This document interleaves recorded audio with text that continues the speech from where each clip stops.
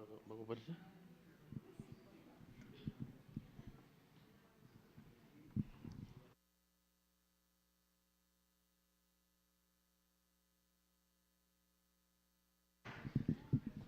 Voy a hacer una presentación hacia abajo.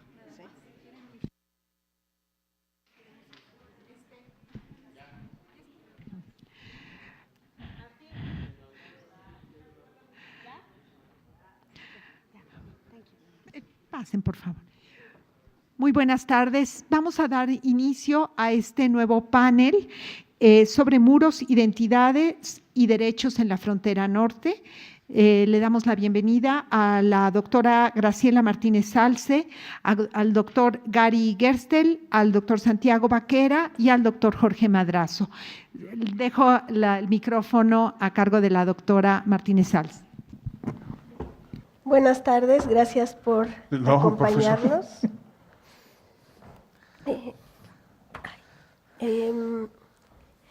Les quiero comentar que el formato va a ser el siguiente.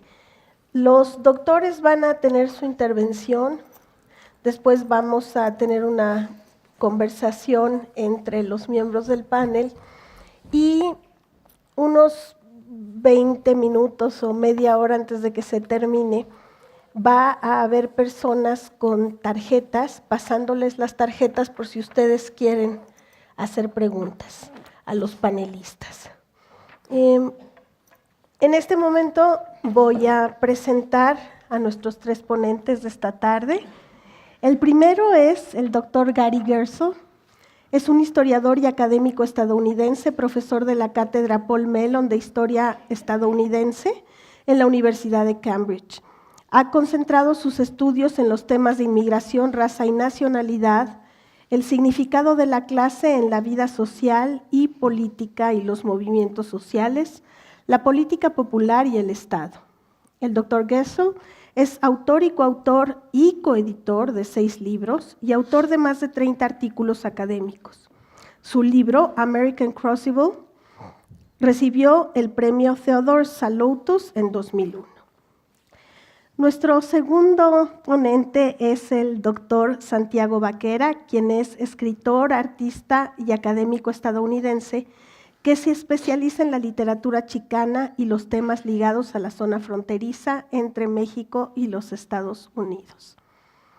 Ha enseñado en la Texas A&M University, en Santa Barbara City College, y es autor de los libros Algún día te cuento las cosas que he visto y Luego el silencio. Por último, el doctor Jorge Madrazo, abogado mexicano que inició su carrera como profesor en la Universidad Nacional Autónoma de México, fue presidente de la Comisión Nacional de Derechos Humanos, procurador general de la República durante el sexenio de Ernesto Zedillo Ponce de León y estuvo al frente del Consulado de México en Seattle para los estados de Washington y Alaska. Ha sido asiduo colaborador de la revista de la Universidad y del Boletín Mexicano de Derecho Comparado, de la revista del Instituto de Investigaciones Jurídicas, y entre su obra más importante destacan Reflexiones constitucionales, tema y tópicos de derechos humanos, el sistema disciplinario de la Universidad Nacional Autónoma de México, las nuevas bases constitucionales y legales del sistema judicial mexicano, la reforma judicial 1986-1987, iniciación a la Constitución mexicana y la Constitución mexicana de 1917, ideólogos, el núcleo fundador y otros constituyentes. Desde 1996 es miembro de la Academia Mexicana de Derechos Humanos, donde leyó como discurso de ingreso El Ombudsman Criollo, y actualmente es director del programa de apoyo a los mexicanos en el extranjero de la UNAM, PAME. Professor Gerstel, if you would start.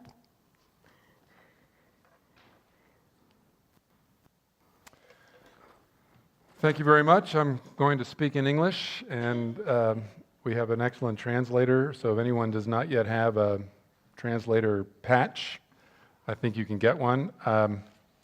This is my first trip to Mexico. I am an American living in the United Kingdom, living in Europe, and even though we're going to be talking about the United States and Mexico today, many of the issues that we are talking about have great relevance for Europe as well, where borders also have come to matter intensely in a way in which they did not used to. We were asked to speak for about 15 minutes, which is what I will do, and also to consider the question of the nation, the homogeneous nation. At some point in the history of every nation, they imagine themselves as a homogeneous entity.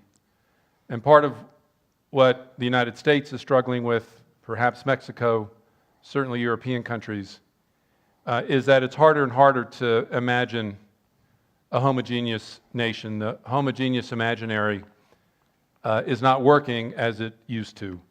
And what I want to do in my remarks, since I am a historian, is give you a bit of historical perspective on how Americans have addressed the question of homogeneity.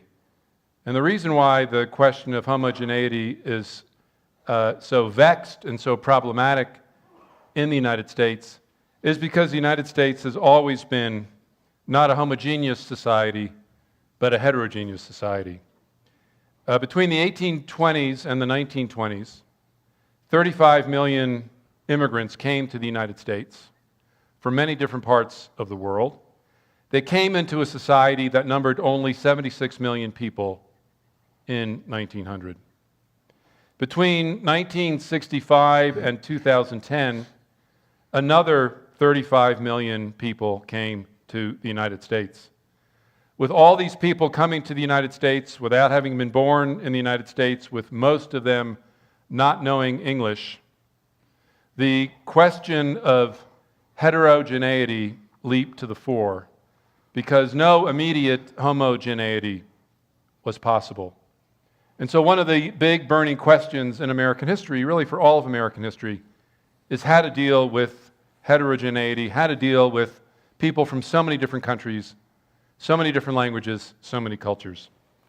And over time, one can identify 4 strategies by which America tried to deal with the problem of heterogeneity.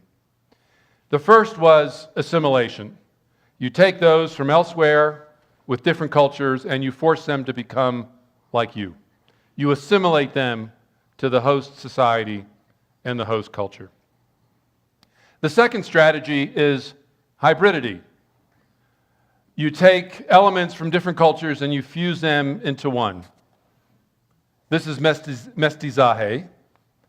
In the United States, the version of mestizaje was the melting pot. I'll have some comments later about how the melting pot operated differently north of the border than south of the border. The third strategy was pluralism or multiculturalism, a recognition that either difference could not be eliminated or it should not be, and a society should learn to live with its heterogeneity, either because it could not be eradicated or because it was a better way to live. The fourth strategy was exclusion. Neither if assimilation was not working, the melting pot was not working, if you didn't believe in pluralism or the possibility of heterogeneity, then you excluded, and in the worst case scenario, you deported. The first 2 strategies were grounded in the belief that a homogeneous nation could be achieved. And you achieved it either through assimilation, forcing them to become like you, or you achieved it by fusing everybody together into a new compound that was the same. The last 2 strategies admitted that a homogeneous nation was either not desirable or achievable. And thus one says we must either exclude or learn to live with difference. The 1920s represented a tipping point in America when a lot of Americans who had been settled for a long time threw up their hands and said, assimilation is not working, the melting pot is not working, and Americans said we cannot tolerate difference, we cannot tolerate heterogeneity. So what did America do? America excluded immigrants from coming to the United States. If you wonder whether it's possible simply to exclude people from entering a country, the United States offers an answer. Between the 1920s and the 1960s, almost no immigrants were admitted to the United States. Almost the entire world was excluded. And this was an admission of the impossibility of assimilation, the melting pot, and a refusal to accept pluralism, multiculturalism, difference as a way of life. The one big exception to the exclusion was, of course, Mexicans. The entire Western Hemisphere was allowed to come, but Americans had in mind then Mexican laborers. This was no love affair with Mexicans. Well, it was a love affair for the low wages that agricultural growers in the Southwest thought they could pay Mexican immigrants. And because the numbers of Mexican immigrants were then relatively small, they were not a great concern. And if the numbers of Mexican immigrants grew too large, they could be easily deported, as was the case in the 1930s. When half of those who arrived in the 1920s, 1 million arrived in the 1920s, half of the Mexicans were deported in the 1930s. The true target populations of exclusion in the 1920s were not Mexicans, but they were Southern and Eastern Europeans. They were Catholics and Jews, not like the Protestants who were the good Americans. They were 4 million Italians, 3 million Jews, 2 million Poles, 1 million Greeks, 1 million Russians, 1 million Portuguese. No thought was given to deporting these numbers.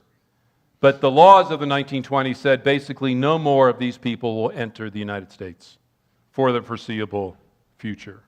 The United States, in other words, shut themselves to this world and most of the entire world. After exclusion, a strange thing began to happen. Those who were thought to be incapable of assimilation began assimilating. Those who were thought to be incapable of becoming good Americans were becoming good Americans. But their assimilation didn't go exactly according to plan. They would give up their language, but not their religion. They would become Americans and wave American flags, but not at the cost of relinquishing their old world cultures. They would become Irish American, Italian American, Greek American, Jewish American. They would have hybrid identities.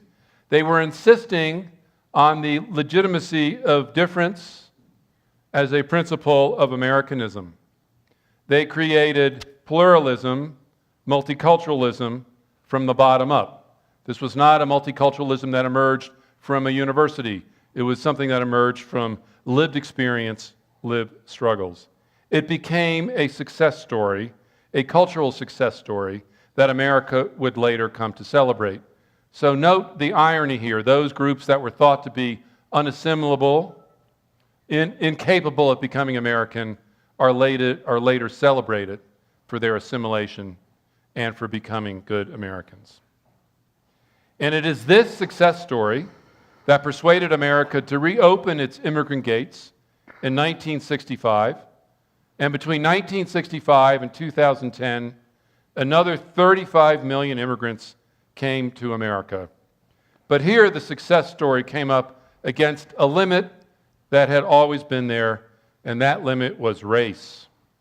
The United States had always imagined itself as a white nation descended from Europe. The first naturalization law passed by the first Congress in 1790 said it very clearly and very succinctly. If you wanted to become a citizen of the United States, you had to be free and you had to be white. And that law stayed on the books until the 1950s for 3/4 of all of American history. The United States had always shown greatest enthusiasm to exclude and deport non-whites. But the vast majority coming to America after 1965 were non-whites.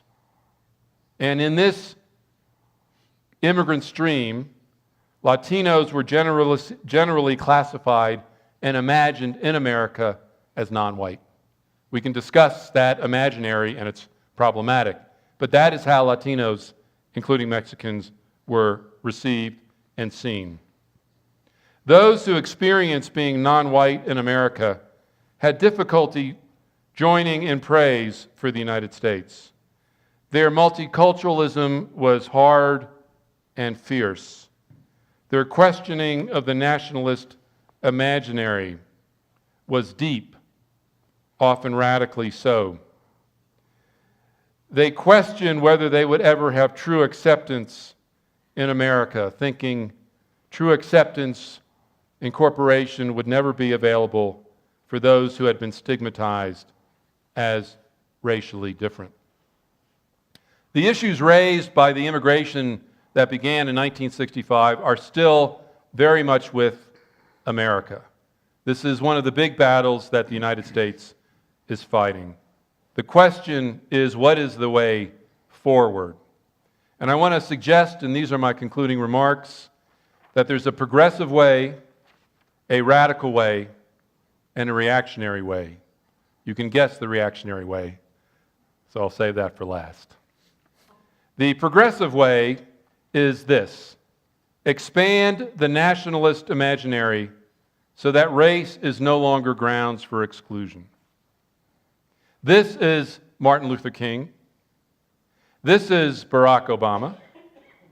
This is the hundreds, even thousands of elected Latino officials in the United States.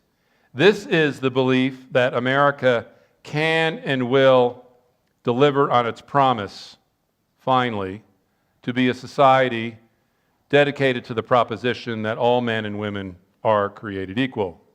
This is a powerful sentiment in America, represented by Obama and by the person who many of us thought would succeed Obama in the White House, that being Hillary Clinton.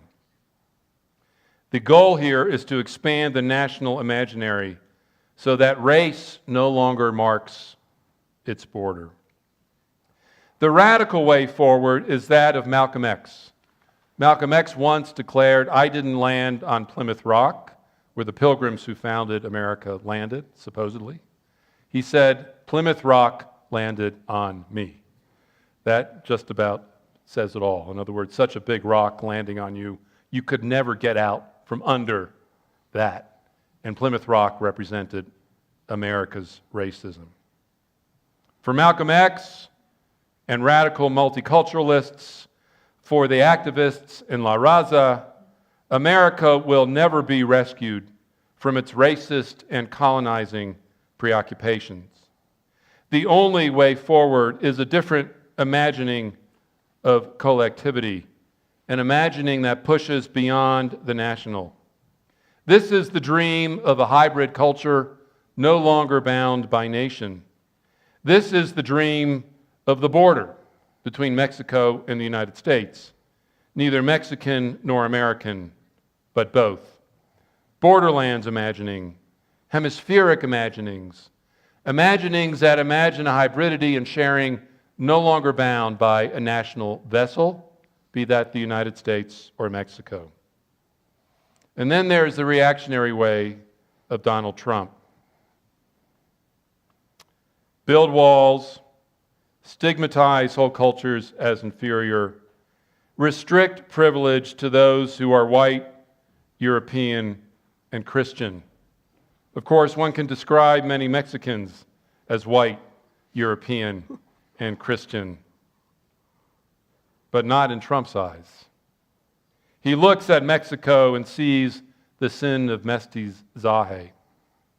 Rather than seeing a bold affirmation of cross-race mixing, he sees only unholy amalgamations across the sacred color line.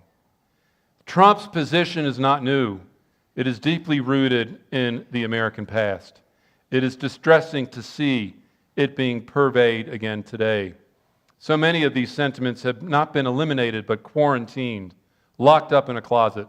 And Donald Trump has taken great delight in opening that closet and taking all the poisonous vapors that have been locked in there and releasing them into the entire society.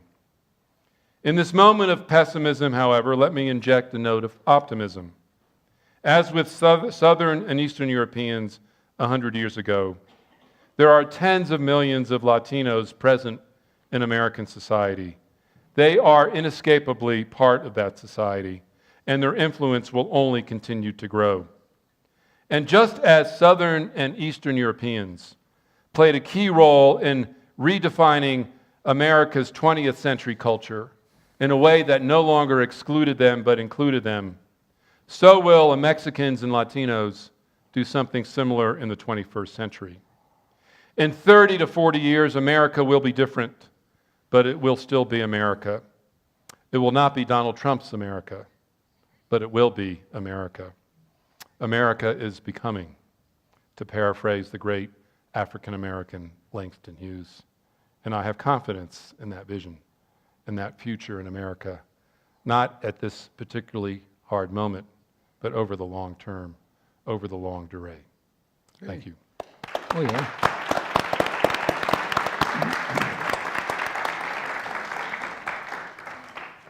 Muchas gracias al doctor Gersel. Y ahora le cedo la palabra al doctor Santiago Vaquera. Muchas gracias por estar aquí. Si me permiten, me encuentro como entre un americano y un mexicano, y yo, el México-americano, voy a mezclar un poco. Entonces, perdona a la traductora o el traductor. I'm going to speak Spanglish. It's my language. Así me nació la conciencia. Quiero agradecer a la UNAM por organizar este coloquio. Para mí es un gran honor estar aquí con ustedes, aunque sí me siento un poco nervioso porque la verdad es que mi campo es las humanidades y la escritura creativa, pero voy a hacer el intento. Hace unos meses regresé a mi país de nacimiento, los Estados Unidos, después de pasar un año con una beca Fulbright en Turquía. Estuve impartiendo cursos sobre cultura fronteriza y literatura chicana en Ankara, la capital del país, y yo salí para Turquía 2 semanas después del golpe fallido y a un país que caía hacia una autocracia. Volví un año después a mi país en pleno caída. Hasta el día de las elecciones hace un año, simplemente me consideraba un profesor visitante en Turquía y un escritor que jugaba con ciertas identidades híbridas. El impenitente cruzador de fronteras, el pocho peripatético, el travieso transterritorializado, Dr. Spanglish, also known as Mr. Lost in la Lengua, el mexicano. Pero a partir de las elecciones y el alzamiento del llamado trumpismo y los ataques contra inmigrantes en el país, me di cuenta de que se me estaba imponiendo otro nombre a mi identidad. Unwelcomed. Sabía que podía regresar a mi país, pero que mi país ya no era mía. Era una donde la misoginia, el racismo, el odio y el terror se había normalizado. Así que aquí les voy a presentar 9 reflexiones sobre fronteras y una recomendación de un chicano como yo, desterritorializado. Me gustaría comenzar con este fragmento de poema del escritor chicano Luis Alberto Urrea, donde dice: Listen, carnales, listen. Listen to the hymn of it, the lie of it, the prayer of it, the voices singing our names. Listen, it's our story, it's our song. You've got to hear it. Listen. 1. La puerta fronteriza. En el 88, Richard Liu, un artista chicano nativo americano, subió a la mesa de Otay entre San Diego y Tijuana, en la frontera entre las Californias, e instaló una puerta justo en la línea, justo en la frontera. Solo se podía abrir del lado mexicano. Al terminarla, la cerró con llave y colgó 134 llaves junto a la puerta. Y luego distribuyó cientos de llaves más en varias colonias obreras de Tijuana. Su meta era que los inmigrantes que pensaban brincarse la línea, que lo cruzaran como él decía, with dignity, con dignidad. Que en vez de intentar saltar la línea, que mejor usaran la puerta. Por eso estaba allí. En el proceso les invitó, como a nosotros los espectadores, pensar en otro modo para cruzar una frontera, irse como dice Roger Bartra, por la tangente. Los que brincan, saltan, nadan, construyen túneles, pasan por submarino, vuelan, los que corren por la autopista esquivando coches que avanzan a 80 kilómetros por hora, los que se besan a través de la línea, los que llegan con mariachi, los que se van con roces furtivos a través de la línea o de la reja, los que vienen para quedarse, los que se van para ya no estar, los que llegan con caballo de Troya de 2 cabezas, los que dejan sus nombres y sus historias, sus memorias en el muro, todos ellos, y muchos más lo saben, hay varias maneras para cruzar una frontera. 2. La frontera es terror. Las fronteras generan narraciones, en muchos casos negativas. La crítica académica Norma Klan ha notado un tropo común en las relaciones entre los Estados Unidos y México, que ella llama South of the Borderism, y que sirve para construir una imagen de México como una especie de antítesis de los Estados Unidos. Por su parte, la crítica mexicana Socorro Tabuenca ha notado un tropo relacionado que va en vez de norte a sur a norte, que ella llama North of the Borderism. Ambos funcionan para justificar políticas fronterizas y mantener la frontera como una línea de tensión para las dos naciones. Y es que a veces las fronteras son respuestas a preguntas mal hechas. ¿En qué pensamos al ver una frontera? En límite, en punto de contacto, en principio, en fin, en muro, en división, en puente, en red para jugar al voleibol, en desierto, en herida abierta, como lo dijo alguna vez Gloria Anzaldúa, en crucecitas pequeñas inscritas en un mapa, en prostíbulo, en peligro, en río, en ventana abierta, en ventana cerrada, en puerta negra, como dijeron los Tigres del Norte, en el pasado, el futuro y el presente a la vez, en punto, punto y aparte y en 2 puntos, en jaula de oro, también de los Tigres, en revolución, avenida D, en la línea de tu mano, en una fila larga e interminable, en eslabón con eslabón, en puerta que se abre y cierra. Y sobre todo vemos y sabemos que la línea, aunque sea puro border, nunca es un border puro. Los nombres en el muro. Como hijo de padres mexicanos, I was born and raised in Northern California, con excursiones frecuentes a visitar parientes in the Northern Mexican border city de Mexicali. Aunque el viaje tomaba unas 12 horas para llegar a la frontera, no era nada para mis padres jóvenes que encontraron la gasolina muy barata y la llamada de la familia mucho más importante que quedarse en el norte del estado. Nosotros empezamos a hacer border crossers. De adolescente, yo caminaba de la casa de mi abuela a la línea. And sometimes I would stand at the fence, right, the border line, que en esa época no era un muro, sino era pues un alambrado. Era esta reja que separaba Mexicali de Calexico. And so my fingers would reach through, illegally touching the other side. And though it did not feel any different, I would try to imagine that it somehow was. At times, there would be others with me, staring through the chain link at the other side. And once when my family and I were waiting in our car to pass, I saw a couple of teenagers at the top of the fence sitting defiantly in the space between nations. In the late 90s, viajaba mucho a Tijuana a ver a un amigo que vivía en playas de Tijuana. Y en un viaje bajamos a la playa, al muro, que era en esa época, pues ya era la muralla que conocemos ahora. Y un grupo había construido había puesto unas planchas blancas donde habían pintado nombres de todas las personas que habían muerto intentando cruzar la frontera después de la creación de la Operation Gatekeeper a mediados de los 90. So on them, in this dark black paint, with these names, the ages, and the places of origins of those who had died crossing the border. Y cada vez que regresaba a Tijuana, aunque ya no estaba en la muralla el muro de nombres, siempre recordaba esos nombres cuando caminaba por la playa y por el muro. Y pensaba, North America, I am your scar, the border might say at times. 4. La frontera es desconocimiento. La construcción de la frontera no solo separó a comunidades, sino comenzó un lento proceso de historias divergentes y de desconocimiento. En las primeras décadas después de la pérdida de la región, en México se hablaba de los hermanos perdidos y que era necesario tenerlos en cuenta.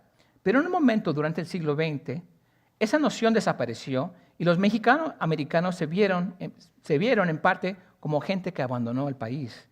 Y cuando regresaban, se les veía como emigrados que volvían para presumir de su dinero. Y si vinieron con hijos, forget it. Nos trataban como si fuéramos marcianos, pochos que no hablaban bien o que tenían un entendimiento arcaico de lo mexicano. Y eso para mí fue muy fuerte, llegar a la Ciudad de México en el 87 y estar en el metro con unos amigos hablando en mi Spanglish, que siempre uso, y que un hombre me dice, me echa una mirada de pocos amigos y me dice, es que odio a los chicanos. Es que odio a los chicanos. Y para mí eso fue muy fuerte y todavía me acuerdo de ese viaje. Puedo entender de dónde salía ese sentimiento, porque todavía lo encuentro en la crítica mexicana cuando se habla de nosotros los chicanos como gente que hablamos mal el español o que tenemos unas ideas muy raras del nacionalismo. Y para mí es una cosa que lamento mucho. Por eso me gusta cuando vengo a México para poder hablar desde esta perspectiva, para de alguna manera contar mi historia y contar la historia de gente como yo, gente que nació allá, que tal vez hablamos un poco raro, es verdad, no lo puedo negar. A mí se me sale siempre errores, pero también es parte de la comunicación, ¿no? Es parte del diálogo y el entendimiento.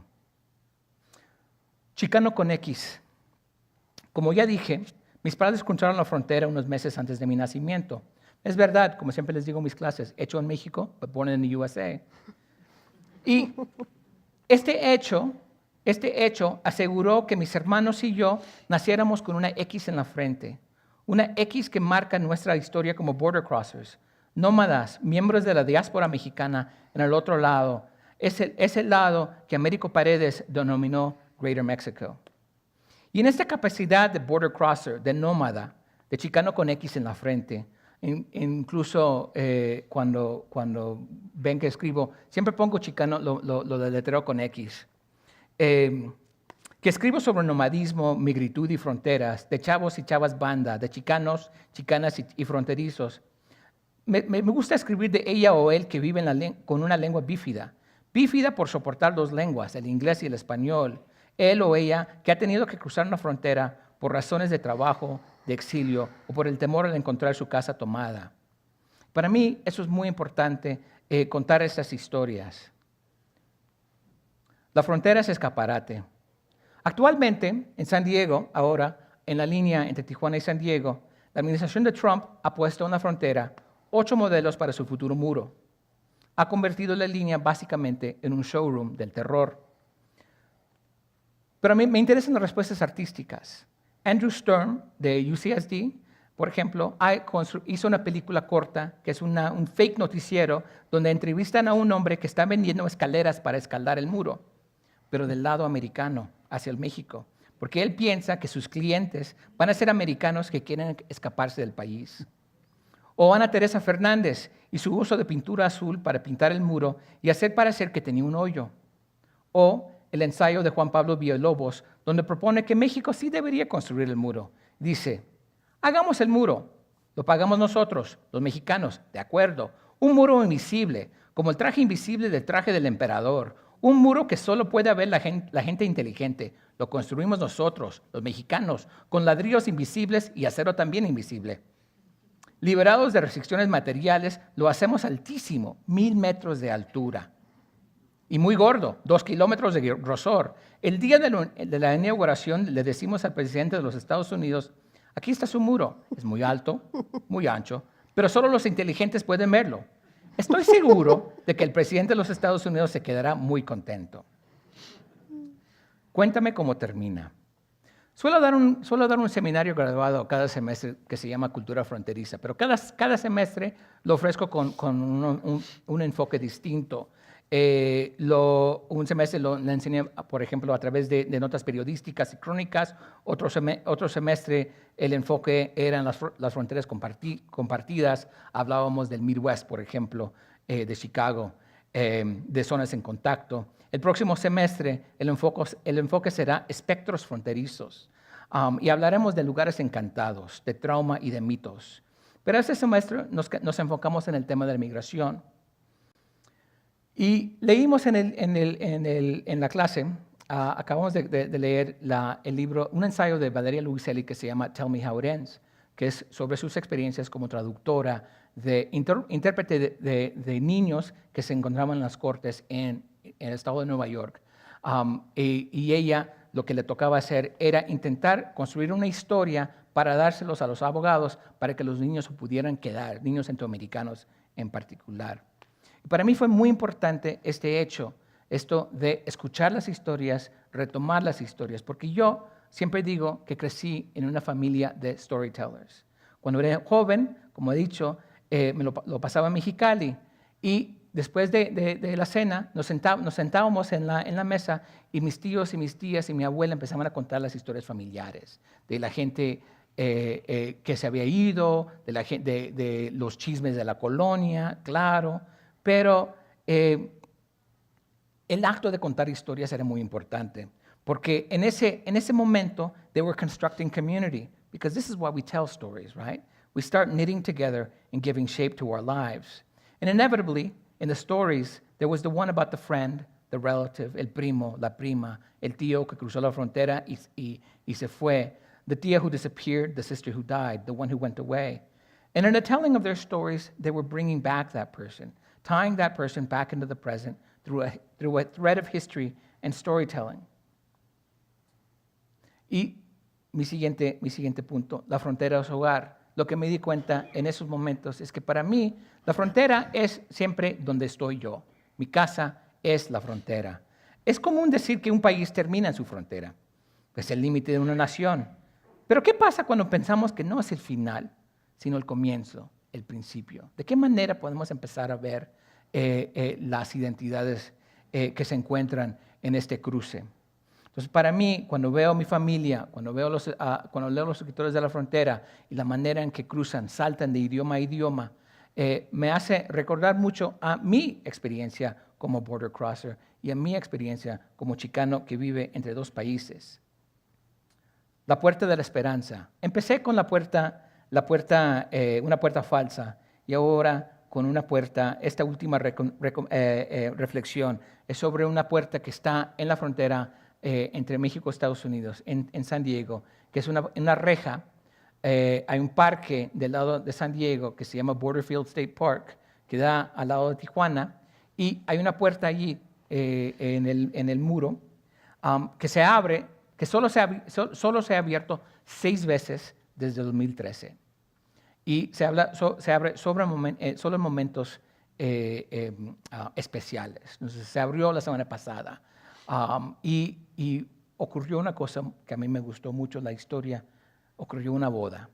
Una pareja que no podían vivir en California o en Tijuana o en San Diego. Entonces se casaron justo en la línea. Y esa puerta tiene un nombre bonito, que es la puerta de la esperanza. Y para mí me pareció muy fuerte que esta puerta has only been opened 6 times since 2013. Aquí la recomendación, y aquí la termino. El crítico Ignacio Sánchez Prado ha llamado a la frontera como a disaster zone created by modernity, and where its inhabitants are survivors of a continuing cataclysm. For these survivors, the need to create a connection to another is necessary to interrupt a hegemonic discourse that impose order from above, to ossify a border imaginary. Art and literature, Bill Ashcroft reminds us, have the capacity to speak to power by speaking beyond it. They can be effective modes of resistance, and it is most effective when it is transformative, when it takes the language of power and makes it work in the service of the powerless. Ahora, la pregunta que siempre me hacen, why is it necessary to cross a border? My answer is simple, porque parece que vivimos en un mundo where we cannot conceive of a connection between people without including a wall, a marker of separation. And we must resist this. Because to accept a wall, una separación, we close off potential lines of dialogue and communication. We other, and in this othering, we cut off stories. And if anything, in these times when we dehumanize others in a thrall to a capitalist machine, an overwhelming neoliberal onslaught, gore capitalism, we need to stop. We need to listen. We need dialogue and empathy. We must listen. Y esta es mi recomendación, escuchar, como implora Luis Alberto Urrea en su poema con la cita con que empecé estas líneas. Listen, carnales, listen, because to fail to listen is to invite conflict and can lead to marginalization, disenfranchisement, and continuing cultural othering. Gracias.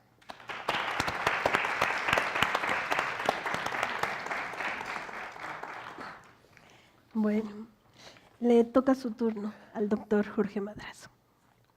Muchas gracias. Quisiera precisar que el grado de doctor lo tengo solo en grado de tentativa punible inacabada, dirían los penalistas, o en términos un poco más genéricos, doctor ignoramus causa. Mi grado es de licenciado en Derecho por la Facultad de Derecho de la UNAM, pero le aprecio mucho las buenas intenciones. Muy bien, licenciado. Yo decidí escribir mi ponencia porque al llegar a los 65 me di cuenta de que cuando me salgo del script empiezo a decir una bola de barbaridades. Y a este documento, que voy a tratar de exprimir para ustedes en los siguientes minutos, le puse como título, para continuar en español, oprima 2. Gracias por invitarme. La verdad es que yo no tengo muchos títulos para compartir con tan prestigiados académicos como los que están aquí en el foro, sino solamente el título de haber vivido con la comunidad mexicana por 17 años en el estado de Washington, que es un estado fronterizo, pero no con México, sino es un estado fronterizo con Canadá, pero en el que hoy hay 790,000 mexicanos, el 10º destino de los mexicanos en los Estados Unidos, y que es francamente muy representativo de lo que está pasando con nuestros connacionales en prácticamente los 50 estados de los Estados Unidos de América. También tengo el honor de coordinar un programa que se llama Programa de Apoyo a los Mexicanos en el Exterior, que fue creado en el año de 2015 y que afortunadamente el rector Graue ha apuntalado e impulsado e inspirado de manera muy notable, y su presencia en los Estados Unidos en distintos foros así lo pone de relieve. Seattle y el estado de Washington son ciertamente muy únicos en el contexto norteamericano.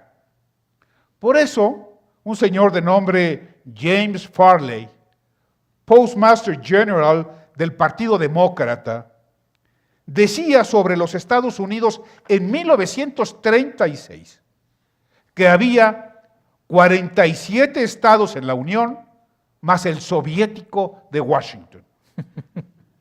Efectivamente, este es uno de los estados más progresistas en el que, por ejemplo, en 1999 nació el movimiento de los globalifóbicos, que legalizó el uso de la marihuana recreativa junto con Colorado antes que ningún otro, que aceptó los matrimonios gay y lo ejemplificó en la propia alcaldía de Seattle, en el que pues, ha sido precisamente hasta hace unas cuantas semanas un homosexual alcalde, terminó su periodo, no muy bien por cierto, y ahora se ha electo a una lesbiana. Es decir, no solamente son palabras de la ley, sino es algo que se vive intensamente en el Estado, el respeto a esta pluralidad. En Seattle y en el estado de Washington somos totalmente rock and rolleros. Es la ciudad de Jimi Hendrix y de Nirvana. Es el estado de Microsoft, de Boeing, de Amazon, a la par de ser el tercer valle agrícola más rico de los Estados Unidos. El occidente del estado es inclusivo, santuarista y disfruta enormemente la inmigración y la diversidad. Es también uno de los más educados de la Unión Americana. Es un estado cruzado por una cadena montañosa que permite en realidad hablar de dos estados, de dos ideologías, de dos preferencias políticas, en donde, sin embargo, la mayoría es azul. También en el este hay pueblos tan mexicanos que los únicos que no lo son forman parte del ayuntamiento o son el alcalde. Esto está cambiando Poco a poco esto está cambiando y las elecciones de hace un par de semanas así lo demuestran. En esta región de la esquina noroeste, como en todos los Estados Unidos, se escucha la expresión para continuar en español, oprima 2. Hoy puede uno oír esta afirmación al llamar por teléfono a prácticamente cualquier agencia, empresa mercantil u organización proveedora de servicios y describe muy bien lo que está sucediendo en la sociedad norteamericana. Esta grabación, a la que tanta atención ha puesto merecidamente el prestigiado historiador de la Universidad de Arizona, Robert Beasley, nos debe invitar a reflexionar sobre el por qué algunos sectores de la comunidad estadounidense ha privilegiado un pensamiento muy conservador que se ve reflejado en la oferta racista, intolerante, xenofóbica, antiinmigrante y particularmente antimexicana del candidato republicano y hoy presidente número 45 de los Estados Unidos, cuyo apellido y cuyo nombre no voy a mencionar. Como sea, esta afirmación lleva implícito el anuncio de que para el año 2065 los latinos serán el grupo demográfico más grande de los Estados Unidos. Y ya para el año 2025, los blancos caucásicos descendientes de los que descendieron del Mayflower serán la minoría más numerosa en Norteamérica. Poco a poco la cultura estadounidense empieza a recoger piezas de la latinidad en su diario acontecer, más allá de las anécdotas sobre las margaritas o la enchilada completa. El inicio de este cambio cultural no es comprendido por muchos y por otros que sí lo entienden, es francamente rechazado y despliegan esfuerzos que a la postre serán totalmente fútiles. Este cambio es algo que no se puede detener. No obstante los muros físicos y no físicos que construyan o que terminen, incluyendo, cosa que no sucederá, la deportación de 11 millones de personas que hoy son indocumentadas, de los cuales alrededor de 6 millones son compatriotas mexicanos. La semilla ya está germinada, pero todavía no da frutos. Hoy el idioma español es hablado por 40.489.000 habitantes de los Estados Unidos, lo que hace que este país sea en el mundo el segundo con más hispanoparlantes, solo después de México.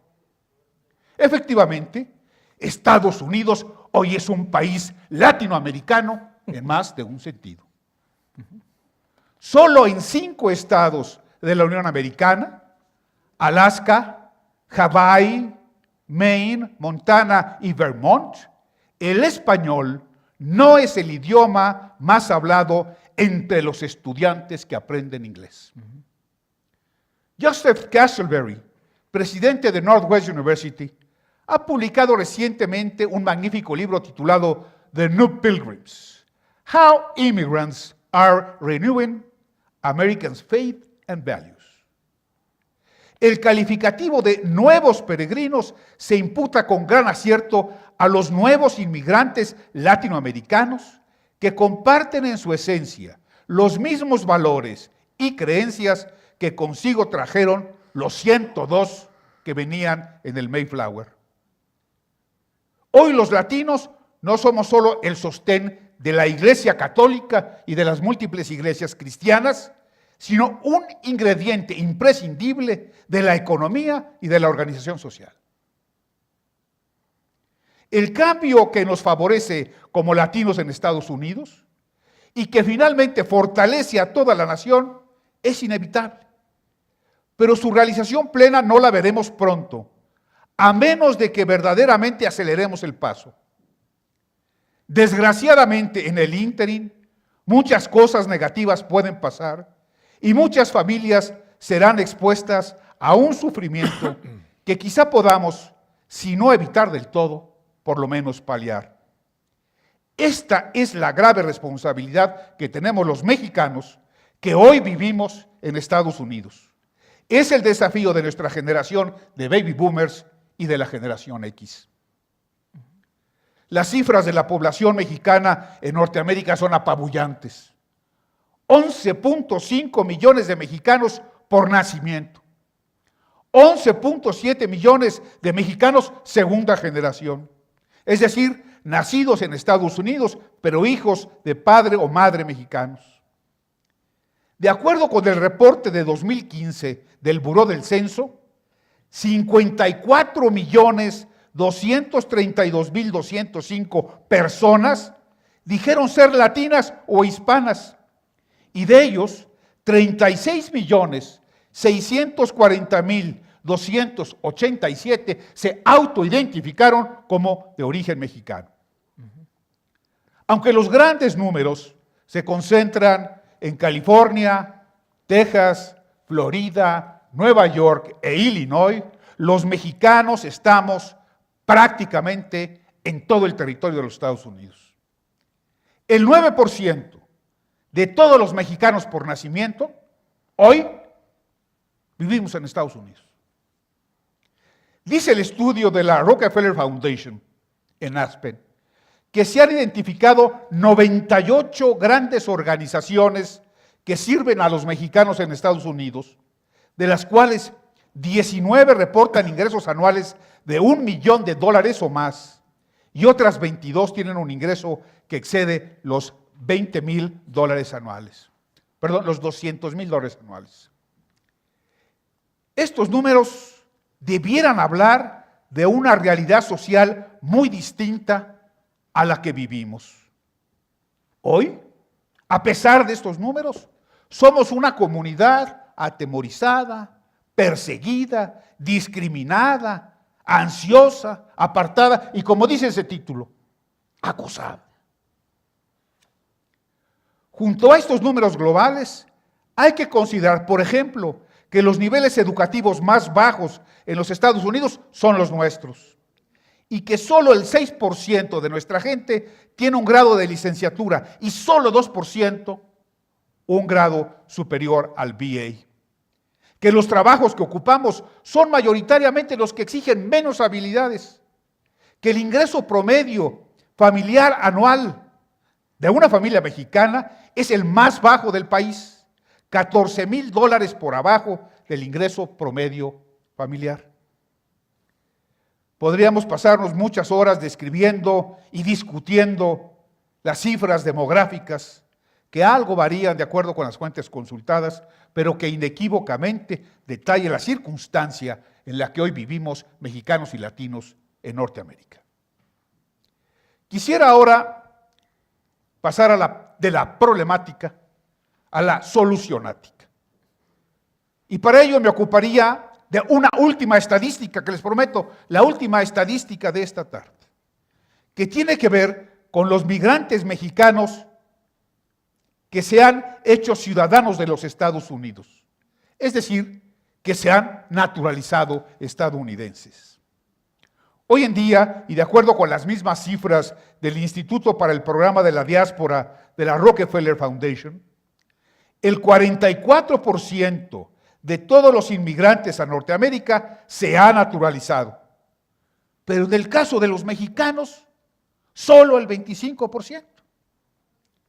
Ciertamente, el estatus de indocumentación cuenta y pesa para esta estadística, pero el restante es el número de mexicanos que, teniendo todos los requisitos para la naturalización, no han tomado esta decisión. Este número, que hoy es de alrededor de 3 millones de mexicanos, puede convertirse, si no lo proponemos, si nos enfocamos, si perseveramos, si somos pacientes, en un verdadero factor del cambio político y social en Estados Unidos. Además de los bajos números de naturalización que tenemos, el tiempo que nos tardamos los mexicanos en naturalizarnos es casi el doble de lo que tardan los africanos, los asiáticos e incluso personas de otros países de América Latina. Mientras que estos lo hacen en un periodo de 5 o 6 años, nosotros podemos tardar entre 10 y 11 años. El fenómeno de la circularidad y de la puerta revolvente pues, terminó con los ataques terroristas del 11 de septiembre. Y todo esto convierte en un gran mito la afirmación de muchos mexicanos residentes legales de los Estados Unidos en el sentido de que no tiene caso naturalizarse porque pronto nos regresamos para México. En la mayoría de los casos esto nunca sucede. Hay muchos más pretextos que se han explorado en encuestas profesionales para no naturalizarse por parte de los mexicanos. No tengo dinero, aunque la mayoría califique para waivers en razón de sus ingresos anuales. No tengo tiempo, cuando hoy en su teléfono celular pueden aprender y responder las preguntas del examen en cualquier momento libre que tengan para estudiar. Ya estoy demasiado viejo para aprender. Pues si ya estás demasiado viejo, seguramente quedarás exento de la presentación en inglés del examen y tendrás una forma abreviada del mismo. En fin, son más pretextos que verdaderos argumentos. Lo que se requiere es decisión para dejar la zona de confort. Estos pretextos que debemos ayudar a desmontar con imaginación, con paciencia y con cariño, y que significarían 3 millones de votos, sumados a los 2.585.000 votos mexicanos potenciales, ya inscritos en el padrón de electores y que no se expresaron en 2016, alcanzarían más de 5,5 millones de sufragios. Y aunque casi la mitad se concentran en California y Texas, habrían sido suficientes como para que el Partido Demócrata hubiese ganado en las elecciones de 2016, Michigan y Wisconsin, en donde la diferencia porcentual a favor de los republicanos fue de solo 0.23%. En Pensilvania, en donde fue de 0.72%. En Florida, en donde fue de 1.2%. E incluso Arizona, en donde fue de 3.54%. En total, estos votos electorales suman 80. Estos estados que les he dicho, suman 80 votos electorales. Recuerden que Hillary Clinton, candidata del Partido Demócrata, perdió por 77 votos electorales. Si Pitágoras no se equivocó, aquí hay algo que debemos realmente tomar en consideración. En 2016, en Estados Unidos, votó el 61.4% de todos los inscritos. Los blancos caucásicos lo hicieron a una tasa del 65.3%. Los afroamericanos a un 59.4%. Los asiáticos a un 49%. Y nosotros, los hispanos, en un 47.6%. Solamente votamos rebasando las cifras más catastróficas que se habían propuesto, 12.682.000 personas. Las estadísticas demuestran que 1 de cada 3 mexicanos que se ciudadanizan prefieren votar por el Partido Rojo. Y está bien. Sin embargo, las restantes 2/3 partes podrían decidir muchas elecciones, no solamente las elecciones federales, sino las elecciones en el consejo de la ciudad, en el distrito escolar, en la mesa directiva de la escuela, en la alcaldía, en el ayuntamiento, en el estado, en la legislatura, en la gubernatura, en el senado, en la Cámara de Representantes y en la Casa Blanca. El gigante está dormido, pero se puede despertar.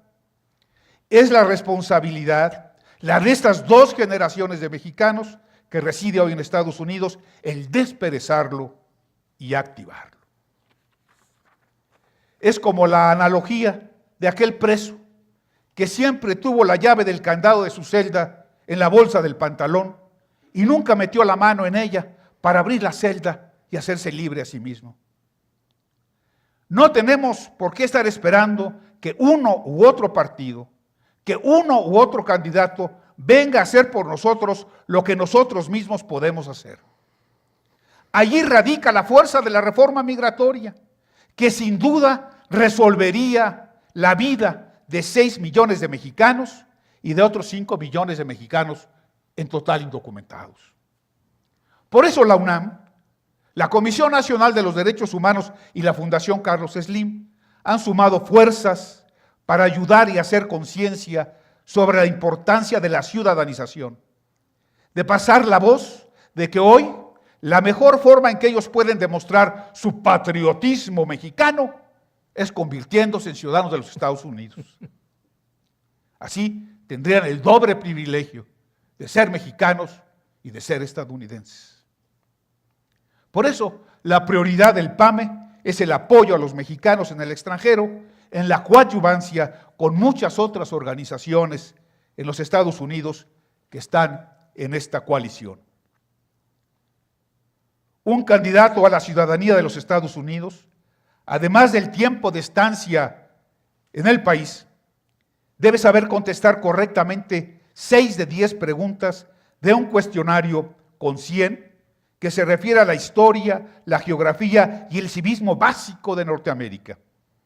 Igualmente debe saber bien escribir una frase en inglés y leer otra de 3. Ciertamente para algunos compatriotas que se fueron de México con muy modestos niveles educativos, esto puede ser muy desafiante. Pero hoy cuentan con instrumentos y organizaciones que lo han facilitado tremendamente. Entre otros, esta gran institución que es la UNAM. Ciertamente, no podemos cambiar el pasado, pero sí asumir una responsabilidad compartida con el gobierno de los Estados Unidos, porque finalmente el actual fenómeno migratorio binacional lo hemos creado tanto los gobiernos como las sociedades de ambos países, a través de muchos años y en razón de un sinnúmero de leyes, de políticas y de actitudes. Hoy en los Estados Unidos, cada 32 segundos arriba un nuevo migrante internacional. Aceleremos el paso, generemos alianzas, redoblemos el esfuerzo, ofrezcamos confianza y seguridad. Animémonos todos a meter la mano al bolsillo, saquemos la llave, abramos la puerta y contribuyamos a construir un mejor futuro para nuestras familias aquí y allá.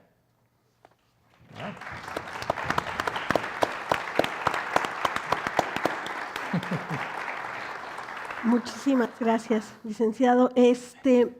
Pues pasamos de los peregrinos antiguos a los peregrinos contemporáneos y nos vimos entre la historia, la contemporaneidad y la prospectiva de estos muros, de estas identidades que se van creando a pesar de los muros y de los derechos de quienes habitan con o sin documentos nuestro vecino del norte.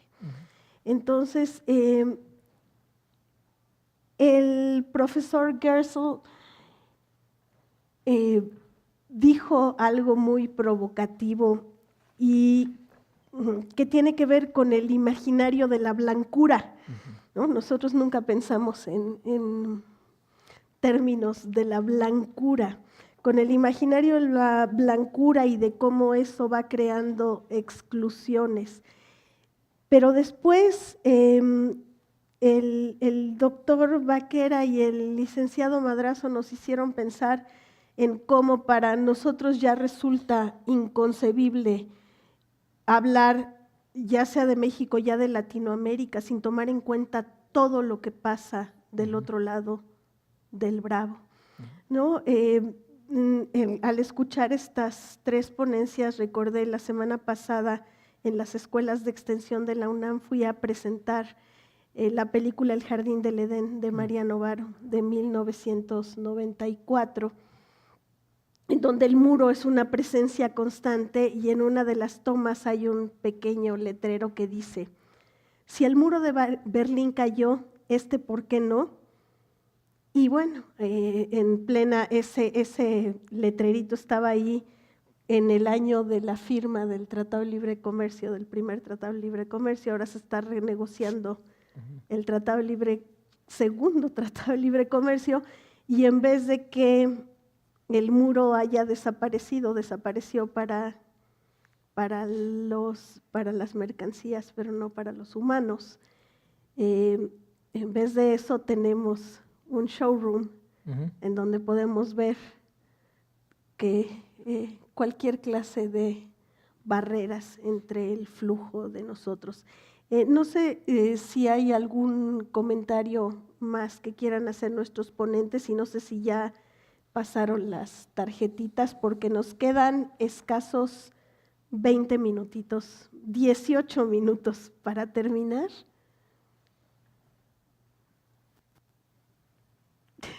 Professor, please. I actually am eager to use our time to hear from the audience in terms of questions, and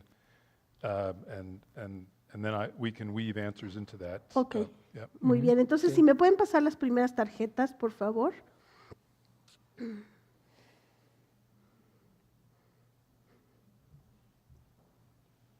¿Con qué no es la tarjeta roja? ¿Todo está bueno? Sí. La tarjeta roja es la que nos quieren pasar. A ver, la primera pregunta es si se está dando verdaderamente una hibridez cultural en sentido...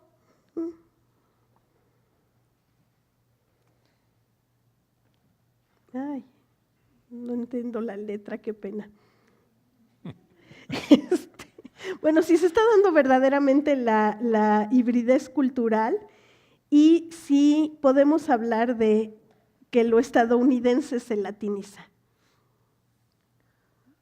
I think so. De alguna manera sí se puede, ¿no?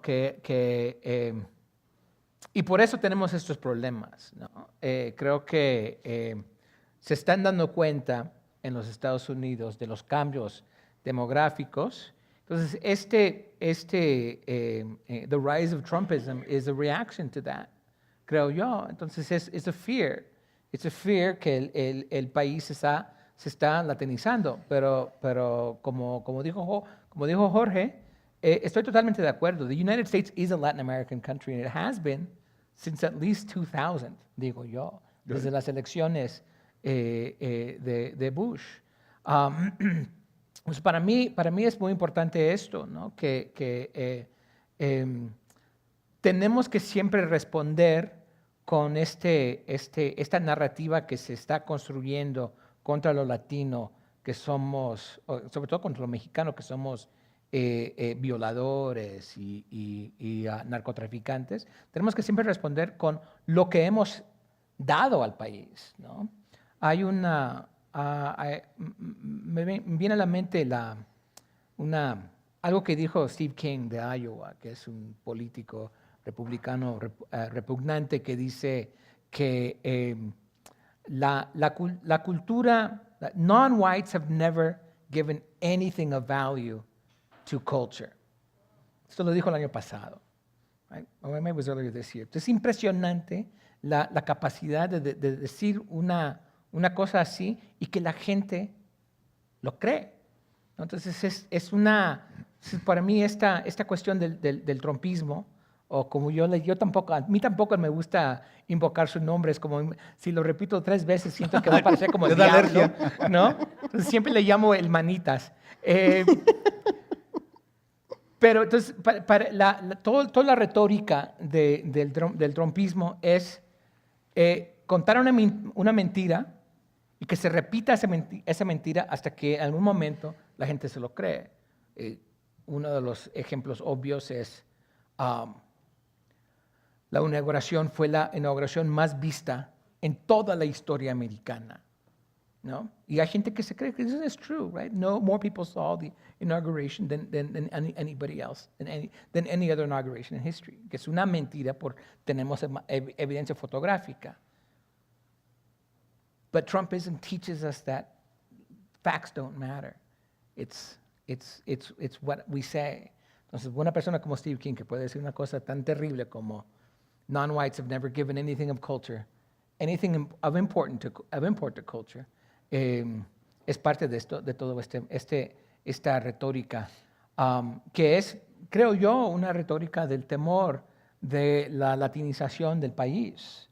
Right? We are a country que the Latino presence has been there since desde el principio. Siempre les digo a mis estudiantes, no, Spanish was here before the United States was United or States. Y el hecho de que siempre se salen esas cifras que me encantan, ¿no? La salsa vende más que el ketchup, ¿no? Ciertas frases que se usan siempre en inglés como ay caramba, ¿no? Hasta la vista baby, ¿no? Que todos vienen todos notan ese aspecto de la lengua y la cultura en los Estados Unidos. I don't know if anybody has anything. Yo estoy totalmente de acuerdo. Yo creo que sí hay un poco una respuesta neurótica, esquizofrénica, Sí. por la incomprensión de lo que está pasando en su sociedad, en sus comunidades, que perciben que hay un cambio y Sí. todavía muchos no lo logran entender y algunos reaccionan, pues Claro. como reacciona el residente de 1600 Pennsylvania Avenue, ¿no? Sí. Sí. Sí. Ahora, no solamente él. Sí. Si fuera solamente una persona no sería problema. Yo creo que hay un núcleo importante de la sociedad americana que finalmente lo llevó a la presidencia que piensa como él. Ujú. Y yo creo que ahora, más que nunca, los latinos tendríamos que estar unidos, tendríamos que buscar realmente qué es lo común para los latinos o para los hispanos, como es el lenguaje legal en Estados Unidos. Nos dicen hispanos, aunque a mí me da una risa ver a compañeros triquis y mijes que tengo allá en Washington y les dicen que son hispanos. Y dicen, son todo menos hispanos, ¿no? Yeah. No Yeah. tienen una sola gota de sangre europea. Yo creo que el gran reto es cómo trabajamos unidos, ¿no?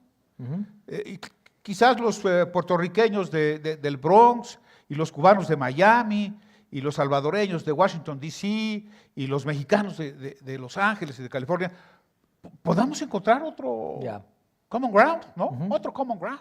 Sí. Y poder trabajar políticamente con las reglas del juego, con el sistema democrático de los Estados Unidos para el bien de todos, ¿no? Sí. Sobre todo de la nación norteamericana, Sí. ¿no? No Sí, solamente es el grupo latino, son los Estados Unidos, es el melting pot. Ujú. Que nos vean como realmente parte del melting pot y no como a very good green salad, ¿no? Yeah.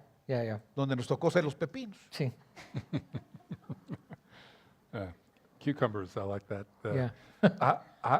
Hybridity is happening. Right. You go to New York or Los Angeles or Miami or Chicago, there's a new America taking shape there. It's not subtle. It's everywhere. And also the used to be that Latinos were mostly concentrated at gateway cities, and as you suggested, the presence of a robust Latino population in interior cities in the South. I lived in Nashville, Tennessee for almost 10 years, and the Latino presence there is very major. And there is cultural exchange going on. There is a new America emerging. It's very dynamic, it's very exciting, and also to those who imagine America as descended from Europeans, it's very threatening. Right. And I found your comment interesting that here you don't ever think about race in relationship to your nationality, because in America, there are many Mexicans, Latinos, Hispanics who identify as white or just refuse Oh, yeah? the U.S. racial categories, but they are not seen that way in the United States. And we all know from a lot of work that that race is not simply color. Race is a social construction. Right. So the Irish were once seen as black, as hard as that is to imagine. Well, if the Irish can be seen as black, anyone can be seen as black. And we often think that, well, we see color clearly, but we don't see color clearly. We construct color of the other. There's an othering process that contributes to color. And the great fear in America, which Trump has represented brilliantly is that America is being stolen from whites for what is becoming a majority-minority nation. Latinos will be the biggest, but you had blacks and Asians. Your numbers are correct, 2050, 2065. Right. For the first time, America will have a population, a majority of which is not descended from Europe. And for Trump, this is the end of America. That's how he thinks. The historical example of the Eastern and Southern Europeans, one reason they're interesting to me is that they were once considered less than white. They were once thought that if they became a majority in America, America would stop being America. And that's not what happened. So there's a precedent of a hopeful story that can be invoked at this very pessimistic time.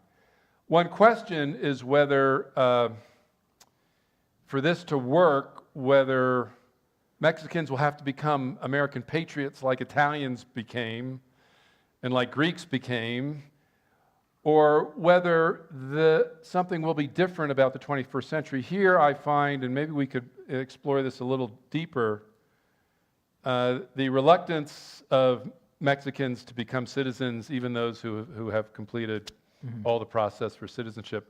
What does that mean? How are we to think about that? And one can think about it negatively, as you suggested. Mexicans are not doing their job, and they can't unlock the door until they do it. But there's another way of telling the story, which I think relates to what you said about what happened to you when you came back to Mexico City and were made to feel less of a Mexican because you had left and you didn't have the true culture. There may be an aspiration to be part, it may be that belonging to a diaspora of Mexicans is more important than becoming American patriots. And even if that means a less political power, there is risk in becoming too formally American, and that might not express the desire. In other words, part of what I'm hearing today is the power of the Mexican diaspora. And one of the questions, and I can't answer this, I can just ask the question. You can answer the question much better than I can. Does true political power and true success in the United States on the part of Mexicans require breaking down this diaspora in a way that will generate feelings of loss that perhaps large numbers of Mexican migrants are not ready to accept? And I put that out as a question. And if that is the case, is there another way of building a collectivity that does not rely, as we have in the past, on incorporation into a nation state?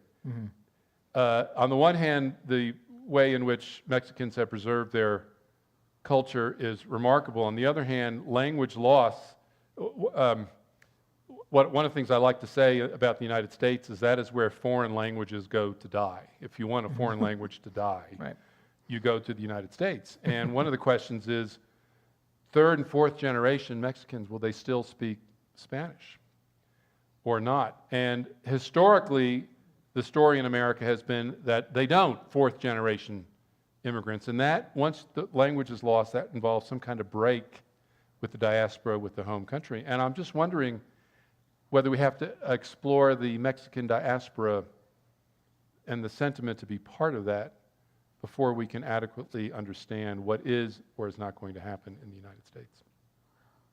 I think if I could break in, one of the issues is that we're looking at the idea of nation formation through assimilation, right? And this is the resistance, right, that we see with primarily Latino communities in the United States. It's because assimilation implies the way that it's constructed historically in the U.S. is you assimilate into me, right, into the sort of the white power structure. It's never an equal relationship where we have. This is why I have problems with the term melting pot, because melting pot also implies never a blending as much as it is a blending down into the white power culture and the loss of your sort of like your cultural heritage. So I would argue that the first thing that we need to do is to rethink what it means to form a nation, whether and if we do choose assimilation, to rethink what assimilation means, right? So it's assimilation as not like the Borg in Star Trek, right? But assimilation where it's sort of more of an equal relationship where each culture learns from the other and takes up parts of those aspects. Now, the question that always comes up, especially when we look at the European migrant communities, is so the Italians did it, the Irish did it. Why can't the Mexicans? This is one I always hear, and it's probably because of proximity, right? and also proximity, and also there's a very long history of mistrust. I mean, we are a community that even though we were there in the beginning, first in the Southwest, within 50 years, we're viewed as a community that didn't belong. Right? Texas history up into the 1950s looks at the Mexican presence as barbarians. Right? That Texas was ripe to be was ready to be civilized when the Texas Anglos arrived, even though there was a community already there. So there is still very much this feeling of we're a community that has been misplaced, mistreated, and viewed as not belonging. And I think that the first thing that we need to do is, that's why I argued at the end, right? It's necessary to start a conversation, to start the story, so that we can have this dialogue and we can sort of figure out where we're coming from. Y afortunadamente ya hay estadísticas, bueno, algunas exploraciones de opinión entre los mexicanos que viven en Estados Unidos, que son LPRs, que están listos para la ciudad, pero que no lo han hecho.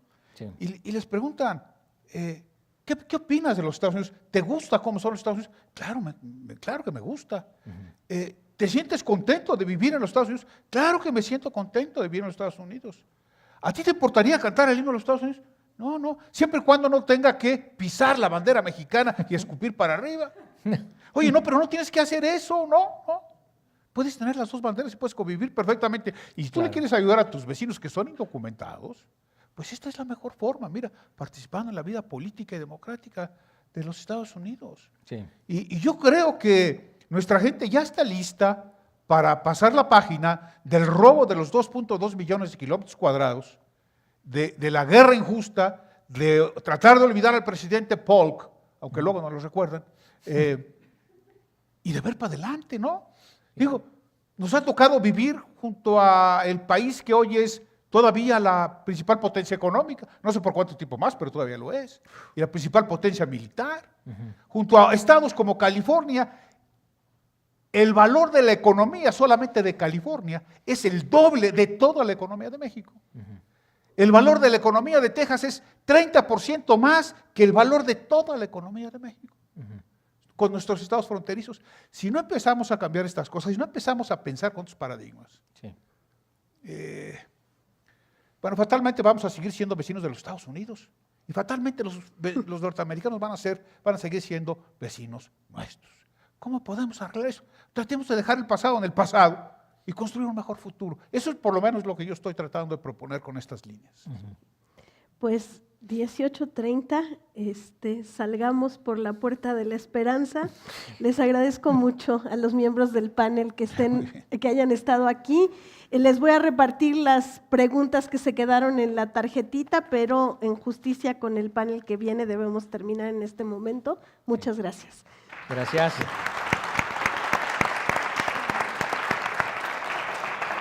Muchísimas gracias, Jorge. Buenísimo. Creo que fue